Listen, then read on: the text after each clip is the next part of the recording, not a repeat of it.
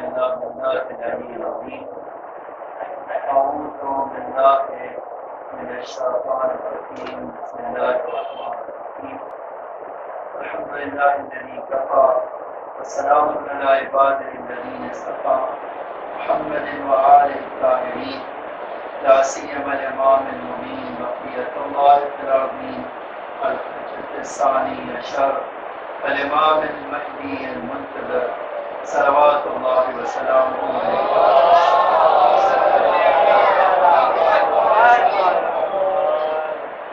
میں قرآن کی ایک آیت سورہ نساء کے پڑھنا چاہتا ہوں. بسم اللہ الرحمن الرحیم. یوصیکم اللہ فی اولادکم. یہ جو آیت 42 نمبر کی آیت ہے سورہ نساء. یوصیکم اللہ فی اولادکم للذکر مثل حظ الانثیین فإن كن نساء فوق اثنتين فلهن الثلث مما ترك. یہ اب اس کا ترجمہ جو ہے آپ کو سناؤں گا، لیکن ترجمے سے پہلے چاہتا ہوں ایک حدیث پڑھنا. ائمہ فرماتے تھے اگر تم ہماری شریعت ہمارا قانون جانتے ہو تو ایک قانون ہی 1/3 پورا علم ہے. وہ کون سا؟ وہ یہ کہ انسان جب مر جائے تو اس کی پراپرٹی، اس کی اولاد اور اس کے رشتہ داروں میں کیسے بٹے گی. اب یہ قانون کے ماں کہہ رہے یہ 1/3 علم ہے شریعت کا. آپ اسے اندازہ کر سکتے ہیں. تو میں ایک 15-20 منٹ میں آپ کو شاید سے کم میں ایک خاکہ آپ کو بتاتا ہوں. قرآن کہتا ہے لا تاکلوا اموالکم بینکم بالباطل. یہ بات ہے لا تاکلوا اموالکم بینکم بالباطل. کبھی بھی ایک دوسرے کا مال باطل طریقے سے نہ کھاؤ. اس لیے کہ کھا لو گے، لیکن قرآن اسی آیت کی ایک آیت پہلے کہتا تھا جو میں نے پڑھی ہے شروع میں انما یاکلون فی بطونہم نارا. یہ مال نہیں کھا رہے ہو، آگ کھا رہے ہو. آپ اندازہ لگا سکتے یہ قرآن ہے، یہ کوئی حدیث نہیں ہے کہ آپ ہضم کر جائیں گے اور کچھ نہیں ہوگا. بہت ساری حدیثوں کہہ رہے ہم چیک کر رہے ہیں، لیکن یہ قرآن کیا ہے. تو اب ایک اور حکم جو آپ کے مقلد، آپ اور آپ مقلد ہیں، ہمارے فقہا تمام فقہا ہیں، کوئی ایک ایسا نہیں جو میں نہ کہتا. کہتے ہیں اگر کوئی انسان مر جائے اور اس کی میراث اولاد میں نہیں بانٹی گئی اور کوئی 1 روپیہ کھا لے وہ اس کے لیے جائز نہیں ہوگا، یا ایک نماز اس کی اجازت کے بغیر اس گھر میں نہیں پڑھ سکتے. ٹھیک ہے. آج ہم بہت سارے لوگوں کو اپنی سوسائٹی میں دیکھتے ہیں جیسے ہی باپ مر گیا کوئی ایک جو ہے بڑی چالاکی سے وہ ساری باپ کی پراپرٹی ہڑپ کر لیتے. یہ آپ دنیا میں تو ہڑپ کر سکتے ہیں، لیکن ایک بار آنکھ بند ہوئی نا تو ایسے جوتے اور چپل چلنے والے ہیں کہ الہی توبہ. اس وقت کوئی توبہ کرنے کے لیے راستہ بھی فراہم نہیں ہوگا. آپ سن لیجیے کہ میں ہمارے وہاں شریعت میں قرآن کہتا ہے کہ کسی بھی انسان کی جائیداد 2 وے میں بڑھتی ہے، 2 طریقے میں بڑھتی ہے. اور وہ جو ہے اس طرح سے جو آپ ایک چیز تو آپ جانتے ہیں کہ ایک ہو گیا ہے، ایک خونی رشتہ ہوتا ہے اور ایک بنایا ہوا رشتہ ہوتا ہے. خونی رشتے کا شریعت میں الگ حصہ لیتی ہے اور بنایا ہوا رشتہ جیسے ابھی مثال کی ضرورت یہی ہے، ٹھیک ہے، اس کا شریعت الگ حصہ لیتی ہے. ٹھیک ہے. میں آتا ہوں پہلے خونی رشتے کے بارے میں بات کرتا ہوں، پھر آتا ہوں آپ کو بیوی کا رشتہ کیا ہوگا، بیوی کا حق کیا ہوگا، اس کا حصہ کتنا ہوگا، وہ آپ کے سامنے عرض کروں. جو بیوی کی طرف سے آتا ہے وہ 4 ہے. ٹھیک ہے. فرسٹ میں بیوی. ٹھیک ہے. جیسے ہی آپ اب کریں گے آپ کی پراپرٹی میں بیوی حصے دار بن گئی، آپ بیوی کی پراپرٹی میں حصے دار بن گئے. اگر آئے اس کے پاس پراپرٹی ہے تو آپ حصے دار بن گئے اور وہ آپ کی پراپرٹی میں حصے دار بنے ہوئے. بیوی کے بعد آتا ہے ایک وہ دنیا میں ایسا ہو سکتا ہے کہ آدمی کسی کوئی ہے ہی نہیں, کوئی دور اور نزدیک کا رشتے داری نہیں ہے, تو آپ نے کسی مومن سے معاہدہ کر لیا اگر میں مر گیا میرے کفن دفن تمہارے ذمہ, اور خدا نخواستہ جیل میں پہنچ گیا تو بھی دیت بلڈ منی جو بھی ہے وہ چھڑانے کی ذمہ, اس کو کہتے تھے ضمان جریرہ, جس کو آج کے زمانے میں ہم انشورنس بھی کہتے ہیں. ٹھیک ہے, اور ایک اور اس کے بعد آتا ہے وہ کہتا ہے ولایہ العتاق. ولایہ العتاق کا آج نہیں ہے لیکن پہلے تھا کہ غلام اور آقا ہوتے تھے, تو غلام کو آقا آزاد کر دے, اس کے باوجود اگر غلام مر جائے اس کی پراپرٹی ہے تو کس کو حق ملے گا؟ مولا کو اس کے ملے گا. اور آخری حدیث کا جملہ ہے ہمارے پاس, جس کا کوئی وارث نہیں ہوتا اس کا امام وارث ہے. تو ایک ایسے موقع بھی آتا ہے کہ آپ کی پراپرٹی اے ٹو زیڈ کس کو چلی جاتی ہے؟ امام کو. ٹھیک ہے, لیکن پہلے جو حقدار ہے وہ کون ہے؟ آتا ہے اس میں خونی رشتہ, جو میں نے اللہ کہتا ہے کہ جب یوصیکم اللہ تمہیں وصیت کرتا ہے فی اولادکم, تمہاری اولاد میں اللہ وصیت کرتا ہے کہ لڑکی کو ایک حصہ اور لڑکے کو, اور ماشاءاللہ ہم کیا کرتے ہیں, لڑکی کا کوئی حصہ نہیں لڑکے کا سارا حصہ. کر رہے ہیں نہیں کر رہے؟ آپ یقین جانیں جتنے لوگ یہ کر رہے ہیں یا جتنے لڑکیوں کا حصہ بھائی کی گردن پہ باقی ہے انہیں سب حساب سے گزرنا ہوگا. آپ یہ بہانہ نہیں کر سکتے کہ ابا نے شادی کروا دی تھی ان کا حق دے دیا. زندگی میں میرا پیسہ آپ کا پیسہ کسی کالے چور کو دے دوں, کسی کو حق نہیں بولنے. اور اگر بیٹی کی شادی باپ کر رہا ہے, اپنی خوشی سے کر رہا ہے, جتنا پیسہ خرچہ کرے اس میں کوئی لڑکا یا بھائی بیٹا کہہ سکتا ہے ابا کاہے کو خرچ کر رہے ہو؟ جی, کسی بھی بیٹے کو حق نہیں ہے کہ باپ کے خلاف آبجیکشن کرے. اسی لیے زندگی میں اگر ایسا ہوا ہے تو بہانہ نہیں بن سکتا کہ اس کو باپ کے مرنے کے بعد پراپرٹی سے کچھ نہ ملے. جی نہیں, مرنے کے بعد اس کا حصہ بس اتنا ہے کہ لڑکے کا حصہ 2 گنا لڑکی بہن کے مقابل میں, بیٹی کے مقابل ملتا ہے. جس کا مطلب کیا ہے, اگر 100 روپیہ ہے تو 33.5 لڑکی کو ملے گا, 66.5 روپئے کس کو ملے گا؟ لڑکے کو. یہ یاد رکھیے کہ میں نے یہ مثال بھی آپ کو. تو ہمارے وہاں یہ جو ہے وہ خونی رشتہ ہے نا, ان کو 3 کیٹیگری کی 3 حصوں میں بانٹا گیا. پہلا اگر اس والے ہیں تو دوسرے والے کو نہیں ملے گا, دوسرے والے ہیں تو تیسرے والے کو نہیں ملے گا. ایک مثال ہے, ایک میں مر جاؤں تو میرے جو ہے خونی رشتے میں سب سے پہلے جو آئیں گے, جو حصے دار ہوں گے, وہ کون ہوگا؟ میری اولاد اور میرے ماں باپ.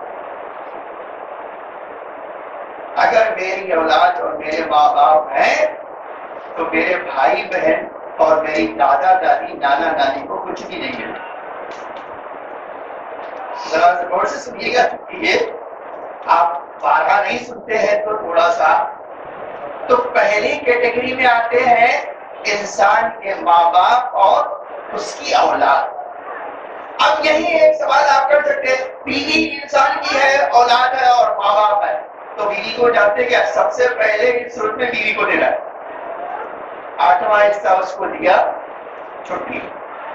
اور اب کیا کرتے ہیں, ماں باپ کو جو ہے ہماری پراپرٹی کا 6واں حصہ ملتا ہے. جتنا بھی چھوڑیں گے بیوی کا حصہ نکالنے کے بعد اب جو 6واں حصہ ہوگا ماں باپ کو ہم دیں گے. جو بچے گا لڑکی کو 1 حصہ, لڑکے کو 2 حصہ. اب اگر میں مر گیا اور میری اولاد اور میرے ماں باپ ہیں تو میں نے کہا میرے بھائی بہن, میرے دادا دادی, میرے نانا نانی کو کچھ بھی نہیں ملے. ٹھیک ہے, اسی طرح تیسرے پہ آ جاتا ہوں, نہ میرے ماں باپ ہے اور نہ ہی میں اولاد والا ہوں, میری بیوی ہے اور میرے بھائی بہن ہیں, میرے دادا دادی ہے. تو میری بیوی کو اب کیا ہوگا, 8ویں حصے کے بجائے 4تھا حصہ ملے گا. अब मेरी प्रॉपर्टी एक चौथाई कहाँ चली जाएगी? मेरी बीवी को।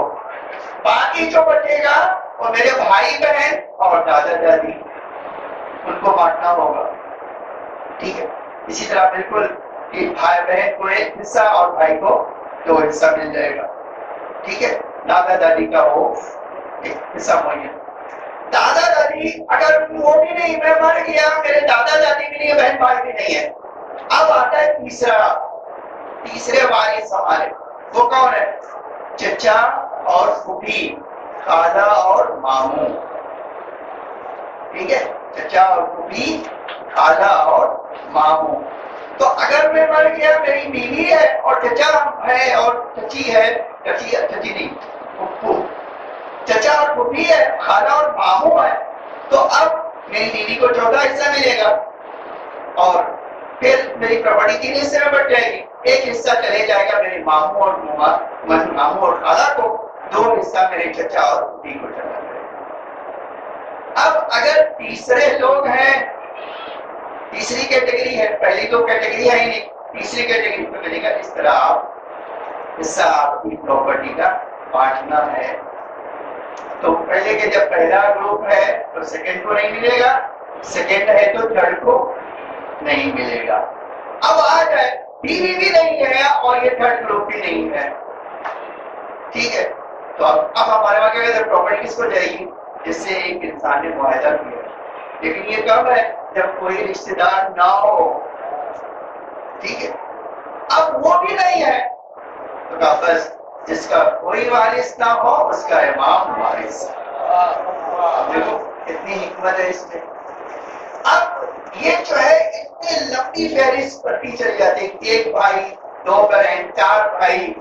अच्छा, यही एक और मसला बता, अगर एक आदमी एक बेटी छोड़े या 2 से ज्यादा छोटी बेटा है नहीं, तो हमारी प्रॉपर्टी का एक सलवार पड़ी है मोहम्मद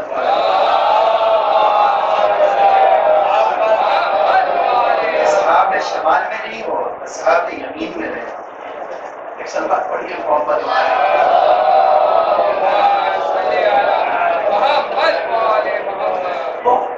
तो अब ये जो मेरी बेटी छोड़ी है, मेरे कोई बेटा नहीं, अगर एक बेटी है तो मेरी प्रॉपर्टी का 50% उसको चला जाएगा।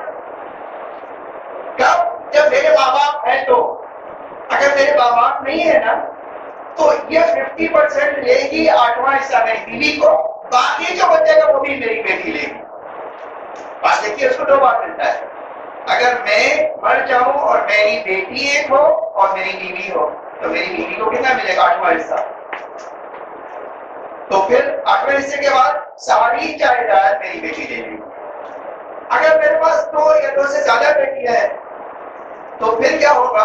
8वां हिस्सा मेरी बीवी को और 2/3 जायदाद, अगर मेरे माँ बाप भी हैं तो 2/3 जायदाद मेरी बेटियों को जाएगी और बाकी जो बचेगा वो मेरे माँ बाप को। ठीक है, 4 हिस्सा उनको देंगे। अब अगर कुछ और बचा तो किसको मिलेगा? मेरी बेटी को मिलेगा। ठीक है, इसी तरह सेम यही कानून आता है बहन के लिए।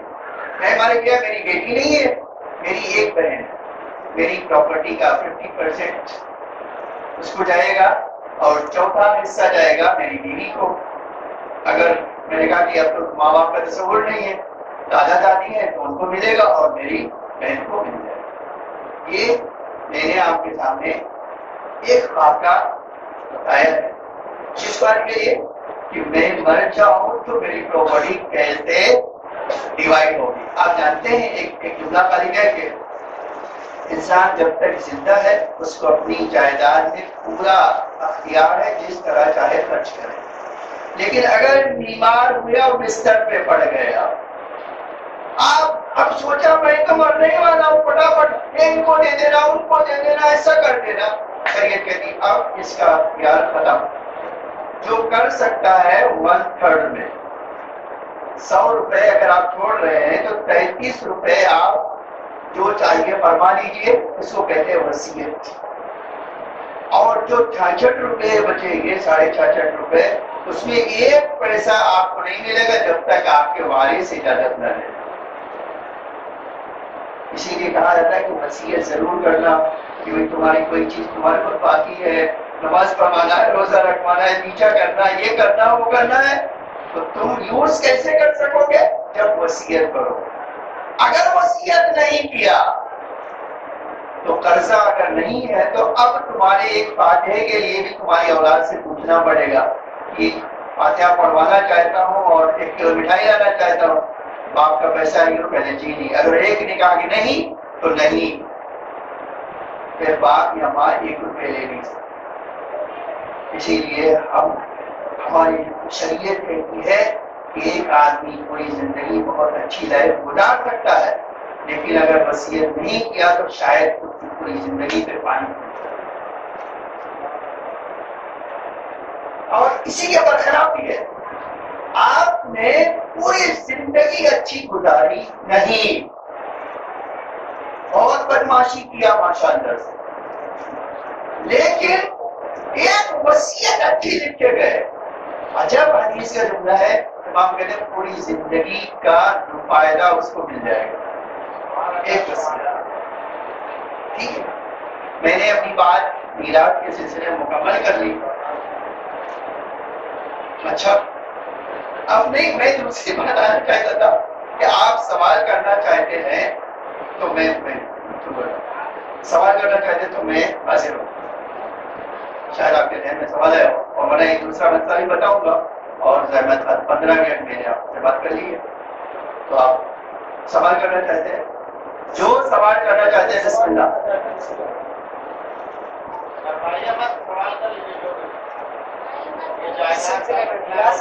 آپ 2 سوال کرنا چاہتے ہیں لیکن آپ کی زندگی کا ہو.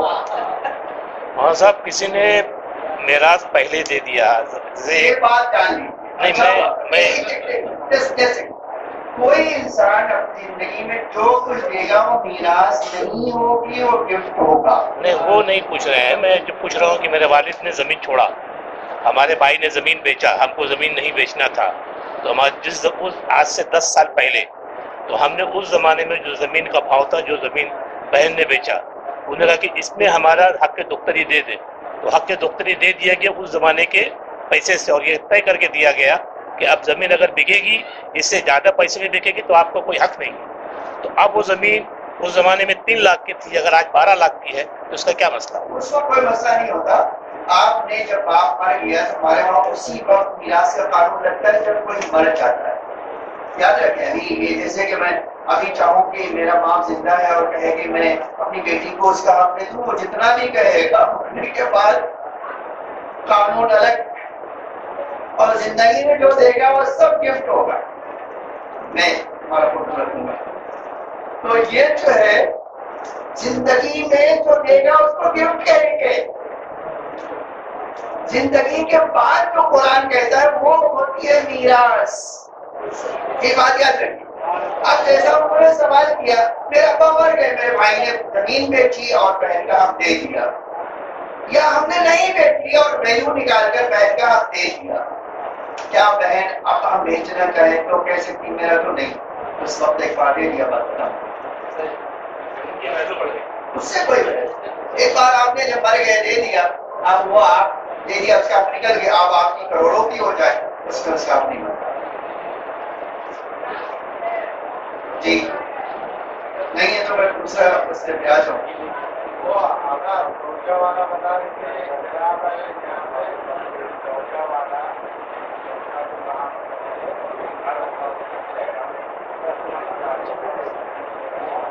دیکھیے ہمارے وہاں اسپیشل بیوی کے لیے قانون ہے کہ عملے میں اس کو جو ہے نقدی میں میراث ملتی ہے، زمین میں میراث نہیں ملتی. اس لیے اگر گھر بیچیں گے تو اس کا حق بنتا ہے، لیکن گھر نہیں بیچیں گے تو زمین میں اس کا حق نہیں بنتا. اسی لیے اگر اپارٹمنٹ بنایا آپ نے، مثلا ایک فلیٹ بنایا، تو جب تک وہ فلیٹ ہے، زمین ہے، بیوی کا حق نہیں. لیکن جیسے ہی فلیٹ بیچیں گے آپ، اس کا حق بن جائے گا، آپ کو میراث دینا ہوگا. جی ہو گیا. میں دوسرے مسئلے میں جاؤں. دیکھیے ٹائم آپ کا ہی جانے والا ہے، ہم لوگ تو آئے ہی.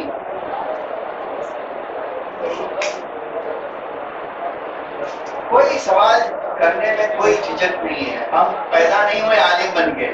عالم بن کے صرف 14 معصوم پیدا ہوئے ہیں، ہم سب جاہل پیدا کیے ہیں، ہم نے سیکھا ہے نا، تو اس میں کوئی شرم نہیں ہے، آپ بالکل پوچھ سکتے ہیں۔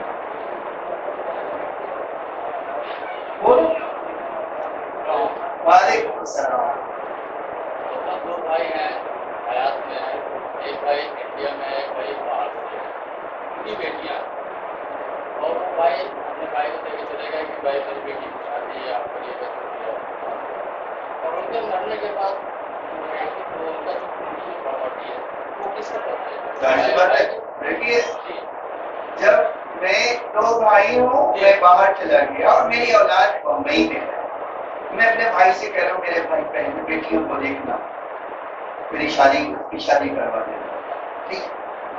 اب آپ نے قبول کر لیا کہ میں بیٹیوں کو بھی دیکھوں گا، پڑھاؤں گا، لکھاؤں گا اور شادی کر دوں گا، آپ نے کر دیا وہ سارا کام۔ پھر آپ کا بھائی مر گیا تو میراث بیٹی کو ملے گی؟ بالکل ملے گی، میراث سے کیوں محروم ہوگی؟ میراث سے کوئی محرومیت نہیں ہوگی، وہ باپ کا جو پراپرٹی ہے وہ ساری پراپرٹی بھائی کو نہیں ملے گی، بیٹی کو ملے گی۔ آپ ایک دوسرا سوال کیجیے، یہی میں آپ آ گیا جو بات آپ کہنا چاہتے تھے کہ بھائی نے کہا تھا میری جائیداد بیچ کے میری بیٹی کی شادی کر دو، آپ نے جائیداد بیچ دی، تو جب جائیداد ہے نہیں تو میراث ملے گی کیا؟ تو بس ختم ہو گئی۔ آپ دیکھ لو اسی لیے ہم نے کہہ دیا، ہم نے دونوں مسئلہ بتایا۔ اگر اس نے پراپرٹی بیچ کے، یا ایک اور صورت میں بتا دیتا ہوں، چلیے اپنی طرف سے بڑھ کر، اس نے بھائی کے کہنے پر کہ لیکن یہ سب بھائی کہے، اسے بھائی نے کہا بھیا میری جو پراپرٹی ہے نا اس کی ویلو نکال کے میری بیٹی پہ خرچ کر دو۔ اب اس نے کسی گھر کو نہیں بیچا، اس نے کہا بھائی کسی تیسرے کو جائے کیا فائدہ، میں ہی وہ ویلو نکال کے دے دیتا ہوں، تو بھی اب جیسی ویلو نکال کے دے دے گا تو آپ کی پراپرٹی نہیں دے بھائی کی۔ لیکن اگر یہ نہیں کہا ہے، لاکھ روپے بھی چچا نے خرچہ کیا ہے، 10 لاکھ بھی بھتیجی پہ کیا ہے، اس سے کچھ نہیں ہوگا، جیسے ہی باپ مرے گا وہ پراپرٹی بیٹی کو چلی جائے گی، اور آپ بیٹھیں گے تو بس کی جگہ پر بیٹھیں گے۔ یہ شریعت کا مسئلہ بڑا سخت ہے، ٹھیک ہے، ہو گیا؟ کوئی سوال ہو تو فرمائیے، نہیں تو میں دوسرے سوال۔ دیکھیے قرآن میں آیا ہے، اور یہ بہت ہم لوگوں نے کسی اور جگہ بحث کی تھی، اور چھوٹی سی آپ کے ملاٹ میں معلومی بحث کی تھی، تو اس لیے میں نے کہا کہ یہ پھر سے میں نہ بیان کروں، لیکن وہ سوال ایک ہے کہ نہیں، وہ مسئلہ پھر سے بتا دیجیے۔ تو ہمارے وہاں طلاق 2 طرح کا ہے، طلاق 2 طرح کا ہے۔ یہ قرآن کہتا ہے طلاق کو مرتان فإمساک بمعروف وتسریح بإحسان۔ طلاق 2 بار دے سکتے ہیں، طلاق رجعی جس کو کہا جاتا ہے۔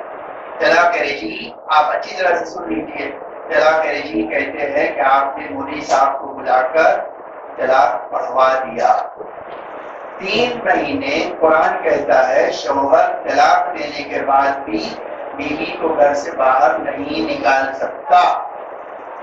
شوہر کے لیے بیوی کو 3 مہینے طلاق دینے کے بعد گھر سے نکالنا حرام ہے، اور اس لڑکی کا بھی شوہر کے گھر سے نکلنا حرام ہے، ٹھیک ہے؟ یہ قرآن ہے، یاد رکھیے قرآن میں کیوں یہ رکھا ہے کہ 3 مہینے طلاق دینے کے باوجود اسی گھر میں رہو؟ اس لیے رکھا ہے 3 مہینہ غلطی جاننے کے لیے کافی ہوتا ہے، لڑکی کو بھی اور لڑکے کو بھی، ٹھیک ہے؟ لیکن ہم نے اس کو پامال کر دیا۔ آج جب ہم طلاق دیتے ہیں تو دشمن نمبر 1 بنتے ہیں، لڑکے والے بھی اور لڑکی والے، ٹھیک ہے؟ اب اسی کو طلاق رجعی کہتے ہیں، کیوں؟ 3 مہینے میں جب چاہے وہ ہاتھ پکڑ لے بیوی کا، تو میری بیوی، بات ختم۔ اتنا آسان شریعت نے قانون بنایا، جیسے ہی کہتے تمہاری بیوی ہو، بس طلاق ختم ہو گیا، وہ بیوی ہے۔ لیکن 3 مہینے اس نے انتظار کیا اس گھر میں، اور اس نے اس کی طرف توجہ نہیں کی، اور 3 مہینہ گزرے گا وہ آزاد ہو جائے گی، اب وہ کسی کو بھی شادی کر سکتی ہے۔ اس کو کہتے ہیں طلاق رجعی۔ 3 مہینے کے بعد بھی اگر وہ چاہتا ہے کہ پھر سے شادی کرے تو نکاح پڑھوانا پڑے. 3 مہینے کے اندر نکاح پڑھوانے کی ضرورت نہیں تھی، لیکن 3 مہینے کے بعد نکاح پڑھانے کی ضرورت پڑے گی. اس کو کہتے ہیں طلاق رجعی. لیکن دوسرا جو طلاق ہے ہمارے وہاں اس کو طلاق بائن کہتے ہیں. طلاق بائن 6 طرح کا ہوتا ہے. اور میں 6 کے نہیں صرف ایک بتا رہا ہوں جو ہماری سوسائٹی میں بہت چل رہا ہے. وہ کیا ہے؟ لڑکی تنگ آ گئی ہے، اتنا ستایا ہے شوہر نے کہ تنگ آ گئی. اس سے کہا میں نہیں، اب میں نہیں رہ سکتی ہوں اس کے ساتھ. اور شوہر کہہ رہا میں طلاق نہیں دوں گا. شوہر کہہ رہا میں طلاق نہیں دوں گا اور لڑکی کہہ رہی ہے طلاق چاہیے مجھے. تو ہمارے پاس ایک اس کا طریقہ ہے. طریقہ کیا ہے کہ لڑکی ہی یا لڑکی کے گھر والے لڑکے کو تیار کریں طلاق دینے پر کچھ لے دے کر. اس میں شرط یہ لینا اور دینا. تو لڑکی لڑکے کو کچھ دے کر تیار کریں گے تو طلاق دے، اور لڑکے نے بھی کچھ لے کر طلاق دے دیا، اس کو طلاق خلا پایا. آج ہماری سوسائٹی میں کتنا غلط بات کہتے لڑکی نے خلا دے دیا. ارے میرے بھائی خلا دے گا لڑکا. ایسا کیسے ہو سکتا ہے کوئی سامنے نوٹس کر دی اور طلاق خلا ہو گیا؟ طلاق خلا نہیں ہوتا اس طرح. یہ بہت ہماری سوسائٹی میں غلط فہمی ہے. اور تیسری بات کہنا چاہتا ہوں اور بات ختم، کہ اگر لڑکا کہے کہ نہ طلاق دوں گا نہ ہی رکھوں گا، تو ہمارے پاس قانون کیا ہے؟ آپ حاکم شریعت شرع کے پاس جائیے، اس سے کہیے کہ لڑکا بہت نالائق ہے، نہ رکھ رہا ہے نہ ہی طلاق دے رہا ہے. حاکم شرع اس کو سمجھائے گا. نہیں سمجھائے گا، نہیں سمجھے گا تو خود طلاق پڑھ دے گا. لڑکے سے پوچھنے کی بھی ضرورت. ٹھیک ہے. اب آپ کچھ پوچھنا چاہتے ہیں؟ میں نے بتا دیا مسئلہ بڑے جلدی سے. اب آپ کچھ پوچھنا چاہتے ہیں؟ بسم اللہ. چلے تو بسم اللہ. دیکھیے عجب شان ہے، میں کہہ رہا ہوں پوچھو نہیں پوچھیں گے. ٹھیک ہے. اور جیسے ہی میں پیچھے جاؤں گا 10 سوال پوچھیں گے. بھائی جو کہہ رہا ہوں پوچھو تو نہیں پوچھ رہے. تو اب کیا ہے؟ قانون یہ ہے کہ آپ اپنا مجھ سے جو پوچھ سکتے تھے وہ کسی اور کو پوچھیں گے تو شاید وہ سمجھے ہی نہ ہو. بسم اللہ الرحمن الرحیم. اللهم صل علی فاطمہ وبیہا وطاہرہ وبنیہا وسر المستودع فیہا بعدد ما احاط به علمک. اے اللہ ہمارے مولا کے زور میں تعریف فرما، ہمارے ناقص عمل کو قبول فرما، ہمارے ڈھیر سارے گناہوں کو معاف فرما. ربنا تقبل منا. اگر کوئی سوال ہمارے بات یہ تو سوال ہے اس کی تقریر کے بعد پوچھتے ہیں. اللهم صل على محمد وآل محمد.